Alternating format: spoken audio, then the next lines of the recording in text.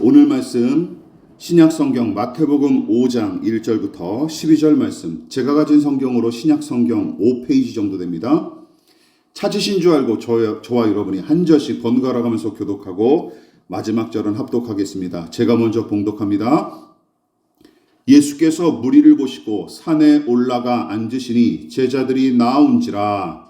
입을 열어 가르쳐 이르시되 심령이 가난한 자는 복이 있나니 천국이 그들의 것임이요. 애통하는 자는 복이 있나니 그들이 위로를 받을 것이며 온유한 자는 복이 있나니 그들이 땅을 기업으로 받을 것임이요. 의에 줄이고 목마른 자는 복이 있나니 그들이 배부를 것이며 긍휼히 여기는 자는 복이 있나니 그들이 긍휼히 여김을 받을 것임이요. 마음이 청결한 자는 복이 있나니 그들이 하나님을 볼 것이며 화평하게 하는 자는 복이 있나니 그들이 하나님의 아들이라 일컬음을 받을 것임이요. 의를 위하여 박해를 받는 자는 복이 있나니 천국이 그들의 것이며 나로 말미암아 너희를 욕하고 박해하고 거짓으로 너희를 거슬러 모든 악한 말을 할 때에는 너희에게 복이 있나니 다 같이 기뻐하고 즐거워하라. 하늘에서 너희의 상이 큼이라. 너희 전에 있던 선지자들도 이같이 박해하였느니라. 아멘. 다 같이 말씀의 제목 같이 읽어보겠습니다. 자, 시작. 가난한 마음을 복으로 받은 자. 가난한 마음을 복으로 받은 자. 세 번째 설교이고 팔복 연속 설교 6번째 시간입니다. 예수께서 마음의 가난을 복으로 규정하신 까닭은 무엇이고 그 마음의 가난은 어떤 의미를 지니는 교훈이었습니까? 우리는 나는 가난하고 궁핍하다 하고 자주 고백했던 다윗의 시편을 통해 그의 가난함과 궁핍함이 경제적 빈곤이나 물질적 궁핍만을 가리키지 않는다는 사실을 지난 설교를 통해서 함께 살펴봤습니다. 그러나 그 정도에서 그치면, 그 정도를 알고 그치면 죽도 밥도 안 되는 거예요. 거기에 더하여 그의 고백은 가난한 마음을 복으로 받은 사람의 특징을 매우 분명하게 보여주는데 그 특징이 무엇이었습니까? 우선은 죄인으로서 자신의 비참함과 무능력함을 절감하고 자신의 가난함과 가련함을 인정하는 사람, 또한 하나님과 그 은혜만이 나를 살린다, 하나님의 은혜만이 유일한 나의 소망이다 라고 고백하는 사람이 바로 예수께서 지적하신 마음이 가난한 사람, 가난한 마음을 복으로 받은 사람인 것입니다. 그래서 다윗처럼 승승장구하고 부귀영화를 누렸던 사람이 하나님 앞에 설 때는 나는 가난하고 가련한 사람입니다 하며 고백했던 이유가 바로 여기에 있는 것입니다. 다윗은 자신의 가난함과 가련함을 믿음으로 깨달았기 때문이죠. 또한 그것을 깨닫는 데서 그는 그치거나 만족하지 않았어요. 죄와 저주의 굴레에서 벗어나는 구원의 길이 오직 여호와 하나님께 달려있음을 알았기에 시시때때로 다윗은 그 은혜를 의지했던 것입니다. 이처럼 경건한 다윗은 그 중심으로 하나님을 평생 의지했던 사람이었죠. 한 나라의 왕이었고 측량할 수 없을 정도의 부귀영화를 누렸으나 그는 하나님의 은혜 없이 살 수 없는 가련한 인생임을 늘 고백했던 것입니다. 그러나 어떻습니까? 반대의 경우를 우리가 지난 설교에 살펴봤었죠. 라오디게아 교회는 그 사실을 망각한 채 가련하고 초라한 내면을 번쩍이는 금과 그들의 풍요로 도배하기에 급급했을 따름이었습니다. 그래서 차라리 가난하거나 어려운 처지에 놓여 고통당하는 경우가 나은 경우가 있는데 우리 내면의 가난함과 가련함은 고통 중에 더욱 선명하게 드러나고 그로 인해 하나님과 그 은혜를 붙잡을 가능성이 높아지기 때문입니다. 이것이 바로 고난을 통해 누릴 수 있는 신자의 유익이에요. 그래서 누가복음은 물질적인 가난과 마음의 가난을 통틀어 가난한 자가 복이 있다 하며 단순하게 서술했는데 물질적인 궁핍이 죄인의 가련한 상태를 인식하고 인정하게끔 도울 뿐만 아니라 그로 인해 하나님과 그 은혜를 의지하는 계기가 되는 경우가 종종 있기 때문입니다. 그러나 마태복음은 다르죠. 마태복음은 이 복의 핵심 원리를 곧장 교훈하기 위해서 마음의 가난, 이 마음이라는 수식어를 굳이 덧붙였던 것입니다. 따라서 염두에 두십시오.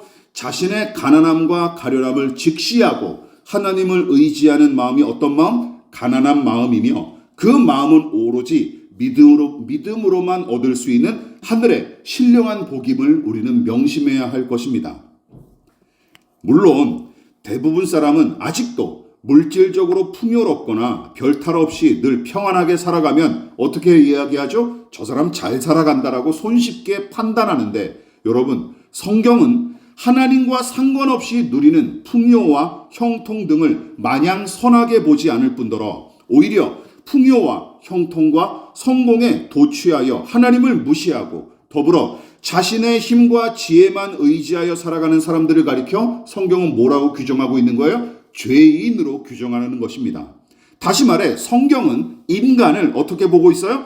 하나님을 등지고 타락한 존재, 또한 죄로 인해 저주와 심판을 받게 된 존재로 선포하고 있는 것이죠.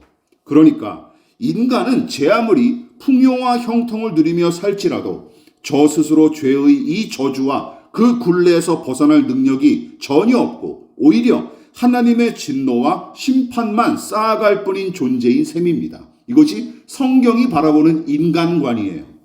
그래서 성경은 죄의 저주와 그 굴레에서 벗어나는 길을 인간의 능력이나 내면의 힘 따위에서 찾지 않습니다.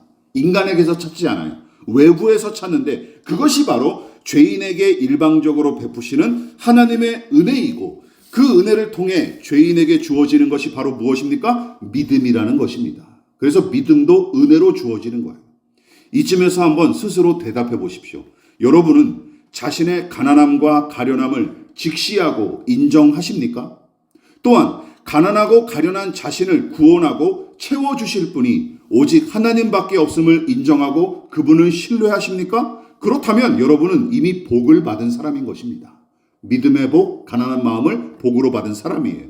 그래서 예수님이 찾아간 사람들, 반대로 또한 예수님 앞에 나온 사람들은 한결같이 어떤 특징이 있어요? 가난한 사람들이었습니다. 밤새 수고하여 그물을 내렸으나 아무런 수확이 없었던 베드로와 안드레와 야고보와 요한, 사람들에게 멸시와 천대를 받았던 세리 마태와 키 작은 세리장 삭개오, 귀신 들렸던 막달라 마리아와 거라사의 두 광인, 아들이 귀신 들려 죽게 나아왔던 수로보니게 여인, 무수한 중풍병자들과 12해 동안 혈루증을 앓았던 여인, 그리고 38년 동안 누워있던 병자 등등. 여러분, 이 사람들은 어떤 특징이 있습니까? 가난과 궁핍과 육체의 질병과 비천한 신분과 귀신 들림으로 고통당하는 처지를 벗어나기 위해 예수님을 찾았거나 혹은 반대로 예수께서 친히 찾아가 만나주시고 은혜를 베푸신 사람들입니다. 물론 어떤 경우는 가난한 형편과는 거리가 먼 사람들이 주님을 찾아오거나 예수님이 그런 사람들을 찾아가신 사례도 복음서에 적잖게 등장하죠. 어떤 사람들이 있습니까? 제자 중 한 사람인 나다나엘, 예수님의 친구이자 제자인 나사로, 그리고 그의 누이들인 마르다와 마리아, 또한 병든 종의 치료를 위해 주님을 찾아왔던 로마 군대의 백부장, 백인대장을 얘기하는 것이죠. 또한 오밤중에 예수님을 찾아왔던 바리새인 니고데모 등등. 이 사람들은 어떤 특징이 있어요? 앞선 사람들과는 정반대죠. 이들의 외모와 형편과 신분은 비천함이나 가난함과는 거리가 멀었지만 그들도 역시 나름의 고민과 문제를 해결받기 위해 예수님을 찾아왔거나 혹은 주께서 그들을 친히 찾아가 만나주시고 제자로 삼으신 사람들이에요. 즉, 이 사람들은, 후자에 등장하는 이 사람들은 주께 나와 빵이나 돈을 더 얻어낼 필요가 없었을 뿐더러 질병에 걸리거나 귀신에 사로잡히지도 않았어요. 오히려 모자란 게 없이 평범하게 사는 사람들이었을 뿐만 아니라 보통 사람들보다 더 많은 재산과 더 높은 지위와 더 큰 권력을 소유했던 사람들이었습니다. 이 부분이 참 이상하죠. 그런데 사복음서만이 아니에요. 사도행전의 기록도 마찬가지입니다. 사도들이 전한 하나님 나라의 복음을 듣고 예수님을 구주와 하나님으로 영접했던 사람들을 한번 여러분 머릿속에 떠올려 보십시오. 장애와 질병으로 고통을 당하거나 귀신에 사로잡혔던 사람들, 또한 궁핍과 가난을 계기로 예수님 앞에 나온 사람들이 사도행전에 허다하게 기록되어 있습니다. 하지만 아까 말씀드렸듯이 물질적으로 궁핍하거나 중한 병에 걸려 고통당했던 사람들만 예수님을 영접한 것도 아니에요. 생각해 보십시오. 이런 사람들, 간닥의 여왕의 내시와 옷감 장사로 풍요를 누렸던 루디아, 로마 군대의 백부장 고넬료와 그의 가족 등등. 여러분, 이 사람들은 어떤 특징이 있습니까? 재산도 넉넉하고 사회적인 지위가 높은 사람들도 예수님을 구주와 하나님으로 영접했고 또한 교회의 일원으로서 세례를 받았습니다. 이런 사람들도. 무엇보다 유대 사회에서 촉망받던 엘리트이자 유대교의 열혈 신자였던 청년 사울, 훗날 바울이라고 사도 바울로 변하죠. 청년 사울을 한번 생각해 보십시오. 그는 로마의 시민권까지 소유했던 인물이 아닙니까? 요즘 말로 그는 금수저를 물고 태어난 그야말로 남부러울 게 없는 사람이었어요. 그런 그가 교회와 신자들을 박해하기 위해 다메섹으로 향했을 때 환상 중에 나타나신 예수님을 만나고 완전히 다른 인생을 살게 된 것을 여러분 한번 그 이야기를 떠올려 보십시오. 제가 말씀드리고 싶은 것은 이거예요. 우선은 정리하자면 어떤 사람들은 가난한 처지와 고통스러운 상황을 계기로 예수님을 구주와 하나님으로 영접했지만 다른 면으로 모자랄 것이 없고 하루하루 평안과 형통을 누리는데도 예수 앞에 나아가는 사람들도 적지 않게 사복음서와 사도행전에 기록이 되어 있습니다. 이게 참 아이러니하죠. 자, 이쯤에서 한번 여러분들 스스로 한번 대답해 보십시오. 가난한 사람이나 고통을 겪는 사람이 죄다 예수님을 찾고 의지합니까? 그렇지 않죠. 그렇지 않죠. 또한 자신의 소원을 성취하고 평탄한 나날을 사는 사람들은 죄다 복음을 거절하고 하나님을 무시하던가요? 이것도 아닙니다. 이것도 아니에요. 반대의 경우도 마찬가지입니다. 따라서 우리가 도출해낼 수 있는 결론은 이거예요. 누군가를 주께로 인도하고 예수를 영접하게끔 만드는 법칙이나 항상 들어먹히는 조건 같은 것은 성경도 가르친 적이 없고 또 현실적으로 존재하지도 않습니다. 믿으십니까? 근데 옛날 목회자들이 이런 식으로 많이 가르쳤잖아요. 예. 이렇게 하면 반드시 전도할 수 있다. 뭐 진돗개, 전도왕이 어쩌고 저쩌고 그런 말들 많이 했잖아요. 그런 건 성경이 가르친 적이 없습니다. 따라서 이렇게 저렇게 하면 반드시 이 사람은 예수를 믿고 영접한다 하고 주장하는 사람들은 성경을 잘 모르는 정작 문외한이거나 거짓말로 사람들을 선동하는 사기꾼들이 틀림없습니다. 아까 우리 성도님이 대표 기도하실 때 그런 너무 많은 정보에 우리가 분별력을 갖춰야 된다고 기도했는데 저도 많이 동감합니다. 그래서 다시금 강조해요. 경제적 가난과 물질적 궁핍이 항상 믿음으로 이어지는 것은 아닙니다. 그렇지도 않아요. 그래서 이 복음서의 저자인 마태는 물질적인 가난과 구별하기 위해 마음의 가난한 마음으로 기록한 게 틀림없습니다. 왜냐하면 그 마음은 반드시 예수님을 구주와 하나님으로 믿고 영접하는 데까지 이끌어갈 뿐만 아니라 믿음으로 거듭난 사람은 하나님 앞에 항상 자신을 낮추고 가난한 마음으로 서 있기 때문이죠. 그래서 마음의 가난이 중요한 거예요. 물질적 가난보다.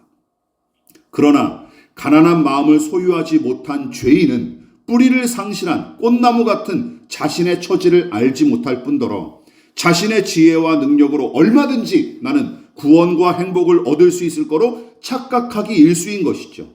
그렇다면 여러분, 마음이 가난한 자는 누구입니까? 우리가 3번의 설교에 거쳐서 계속 말씀드렸듯이 하나님을 등진 자신의 가난함과 가련함을 깨닫고 인정하는 사람, 그리고 이 저주스러운 처지에서 벗어나기 위해 하나님을 의지하고 붙드는 사람, 그가 바로 가난한 마음을 복으로 받은 사람인 것입니다. 믿으십니까? 이거예요.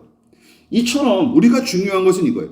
죄인에 불과한 자신에게는 절망하고 오직 하나님만 소망하는 것. 여러분, 이것이 기독신앙의 핵심이자 관건인 것입니다. 믿으십니까? 나 자신에게는 절망하고 하나님께는 소망을 두는 것이에요. 그래서 그 소망이 바로 진정한 소망으로서 우리가 붙드는 것이죠.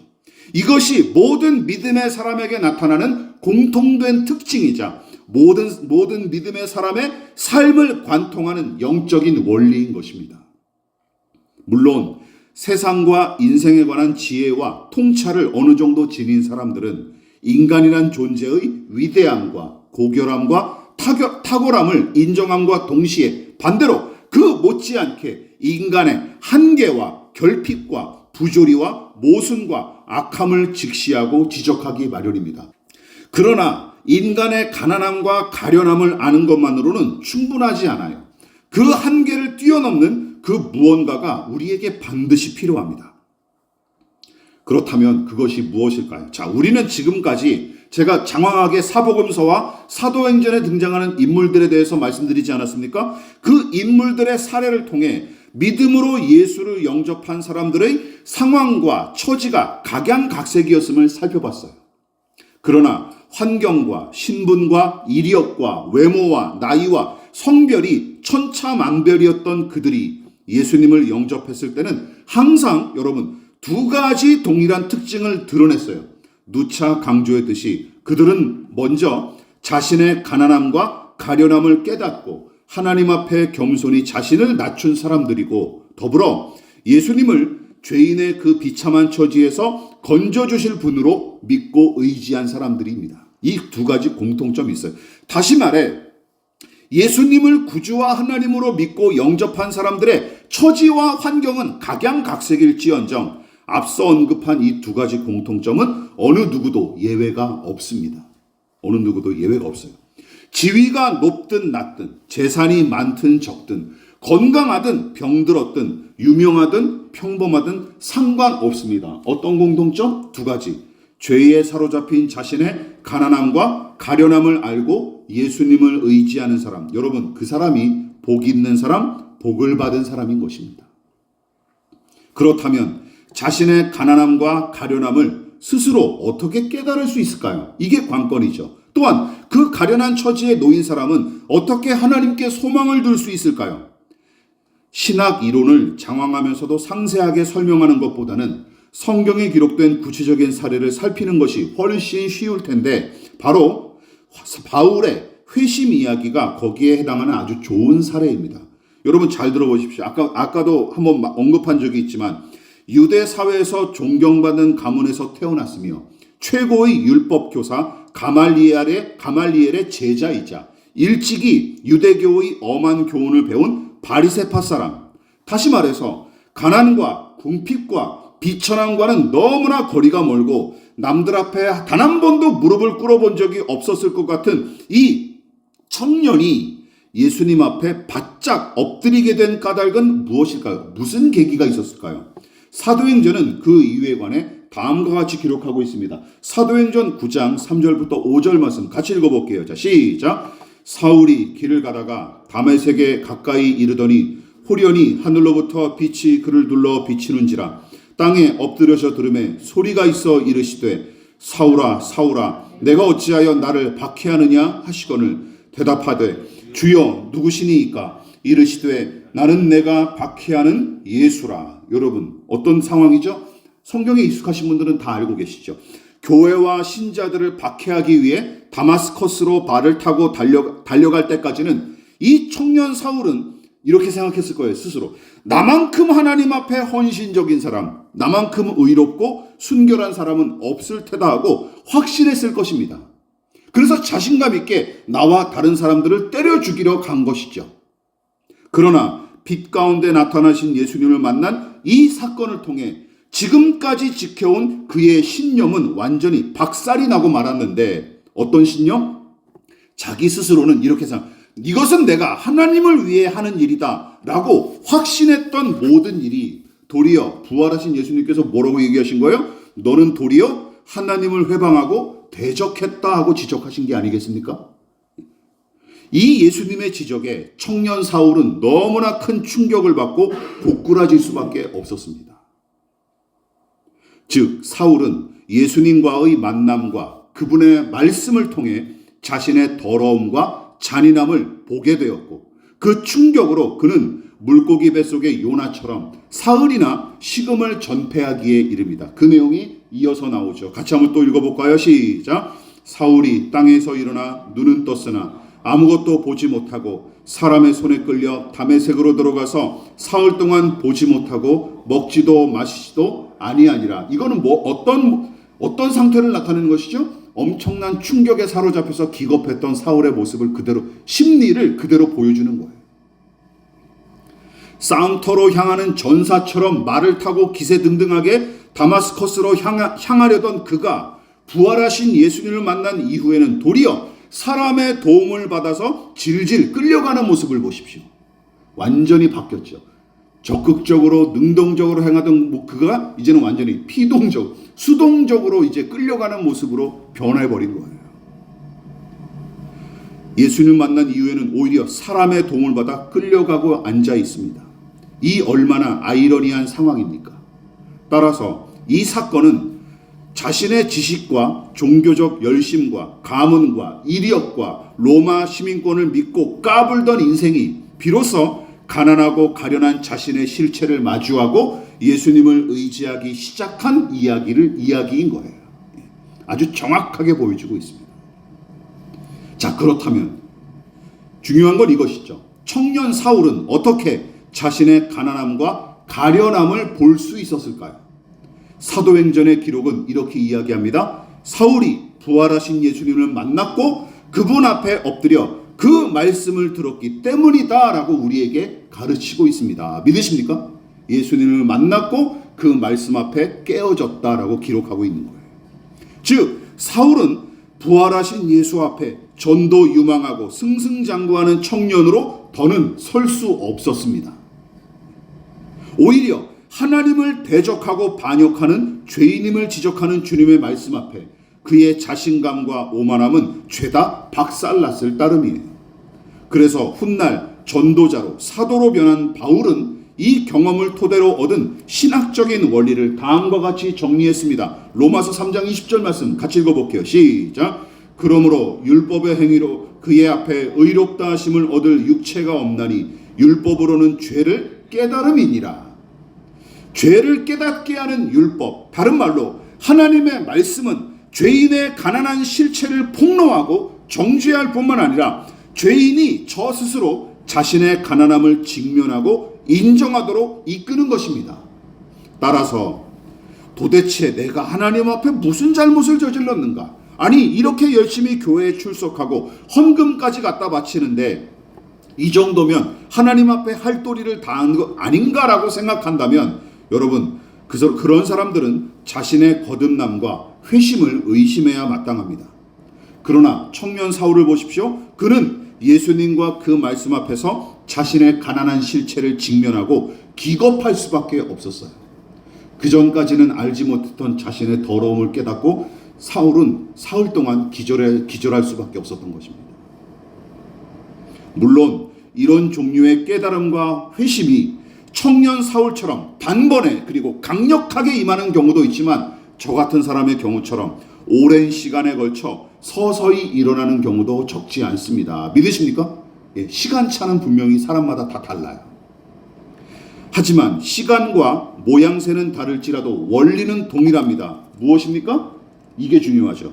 주의 말씀이 죄인의 가난함을 폭로하고 그 부조리를 직면하도록 도우며 더불어 죄인을 하나님 앞에 세우고 그의 회복과 구원을 위해 일하는 것이 바로 하나님의 말씀인 것입니다. 믿으십니까? 그게 바로 하나님 말씀의 기능이자 역할이자 효과예요. 왜냐하면 이 말씀의 주인이신 하나님이 생명과 구원과 회복과 치유의 근원이시기 때문입니다. 그래서 시편의 어느 시인은 이렇게 말씀에 대해서 찬양하고 고백했어요. 시편 119편 50절 같이 읽어보겠습니다. 시작. 이 말씀은 나의 고난 중의 위로라. 주의 말씀이 나를 살리셨기 때문이니이다. 죄인의 죽은 영혼에 새 생명을 불어넣는 주의 말씀, 가난하고 가련한 죄인의 마음에 참 생명을 공급하는 하나님의 말씀. 여러분, 이 말씀이 죄인의 가난한 실체를 폭로하고 거기서 더 나아가 그 영혼에 생명력을 공급하는 것입니다. 믿으십니까? 이게 말씀의 기능이에요. 그래서 성경은 그 말씀을 일컬어 어떤 별명을 붙였습니까? 같이 한번 읽어볼게요. 시작. 생명의 말씀으로 부르기를 성경은 주저하지 않는 것입니다. 청년 사울은 살아계신 예수 그리스도께서 나타나 말씀하셨을 때 자신의 끔찍한 내면과 가난한 실체를 깨닫고 식음을 전폐할 정도로 기겁하며 절망했습니다. 그러나 주의 말씀으로 새 생명과 새 힘을 얻었다는 사실도 우리는 염두에 둬야 할 것입니다. 다시 말해 바울은 말씀으로 자신의 가련한 실체를 직면하고 무릎을 꿇을 수밖에 없었으나 역설적이게도 그 말씀으로 인해 다시 일어설 수 있었던 것이죠. 왜냐하면 그 말씀 앞에 그의 옛 자아는 철저히 무너졌으나 새 생명으로 얻은 새로운 피조물로 다시 살아났기 때문입니다. 그래서 그 말씀 앞에 이전에 청년 사울은 죽었으나 그 말씀으로 인해 그는 사도 바울로 거듭날 수 있었던 것입니다. 믿으십니까? 이게 바로 말씀이 사울에게 역사할 때 나타났던 일이에요. 말씀을 마무리하도록 하겠습니다. 기억하십시오. 주의 말씀은 어떤 역할을 합니까? 주의 말씀이 죄인을 죽임과 동시에 그 말씀이 죄인을 살리는 것입니다. 또한 주의 말씀이 죄인의 가난함을 폭로함과 동시에 그 말씀이 죄인의 가난한 마음을 은혜로 넉넉히 채우시는 것입니다. 그러니까 예수 안에 죽고 예수 안에 다시 살아난다 하는 영적인 역설을 겪어본 사람이 바로 가난한 마음을 복으로 받은 사람인 것입니다. 이 역설을 여러분 체험하셨습니까? 이게 중요해요. 이 체험이 필요해요. 그래서 이 원리는 불신자들에게 복음을 전할 때도 고스란히 적용되는 거예요. 여러분 생각해 보십시오. 하나님의 말씀과 예수님의 복음을 우리의 말과 삶으로 전함으로써 우리가 바라고 기대하는 효과는 무엇입니까? 이거예요. 불신자들이 자신의 가련하고 가난한 실체를 직면하도록 돕는 거예요. 당신이 돈 벌고 그냥 건강하고 무탈히 살아가는 것 같으니까 잘 살아가는 것처럼 보이십니까? 그러나 성경은 그렇게 이야기하고 있지 않습니까? 여러분의 내면을 들여다보십시오. 우리의 내면을 들여다보십시오. 이것을 제시하는 거예요. 복음을 통해서 말이죠. 거기서 더 나아가 생명과 구원의 유일한 길이신 예수 그리스도를 제시하는 것. 여러분 이것이 복음 전도와 선교의 기본적인 원리이자 방식인 것입니다. 물론 우리 같은 신자들한테도 이것은 계속 반복해서 적용해야 될 원리예요. 날마다 하나님의 말씀 앞에 설 때에만 자신의 가련하고 가난한 실체를 직면할 수 있기 마련입니다. 그래서 시시때때로 하나님의 말씀을 붙들고 기도하지 않으면 또한 무사태평한 나날과 안정적인 생활에 안주하고 몰두하다 보면 결국은 자신의 가난함과 가련함을 잊어버릴 수밖에 없고 그런 날이 쌓여갈수록 자꾸만 어떤 생각이 드냐면 굳이 하나님을 의지하지 않아도 살만하구나 하는 이 미련한 생각에 사로잡히기 마련입니다. 그래서 위험한 거예요. 미국의 기독교 작가인 필립 얀실은 그의 책에서 이렇게 정의를 내렸습니다. 같이 한번 읽어볼까요? 자, 시작. 영적 성숙의 증거는 순결함의 정도가 아니라 불순함을 인식하는 데 있다. 바로 그 인식이 은혜의 문을 연다라고 정의했습니다. 다시 말해 한 사람의 신앙과 경건은 자신의 가난함을 얼마나 인식하느냐에 달려있다는 뜻으로도 읽을 수 있는 것이죠. 그래서 나는 가난하고 궁핍합니다 하며 고백했던 다윗은 진실로 신령한 믿음의 사람이자 은혜의식으로 충만했던 사람임이 틀림없습니다. 저와 여러분은 가난함과 가련함을 우리 자신의 가난함과 가련함을 인정하십니까? 그래서 하나님과 그 은혜를 날마다 시시때때로 사모하십니까? 그렇다면 여러분은 이미 복된 사람입니다. 이미 복을 받은 사람인 거예요. 우리 모두가 가난한 마음을 복으로 받은 사람으로 설 수 있기를 진심으로 축원을 드리겠습니다. 그러므로 너희는 이렇게 기도하라. 하늘에 계신 우리 아버지, 아버지의 이름을 거룩하게 하시며 아버지의 나라가 오게 하시며 아버지의 뜻이 하늘에서와 같이 땅에서도 이루어지게 하소서. 오늘 우리에게 일용할 양식을 주시고 우리가 우리에게 잘못한 사람을 용서하여 준 것 같이 우리 죄를 용서하여 주시고 우리를 시험에 빠지지 않게 하시고 악에서 구하소서. 나라와 권능과 영광이 영원히 아버지의 것입니다. 아멘.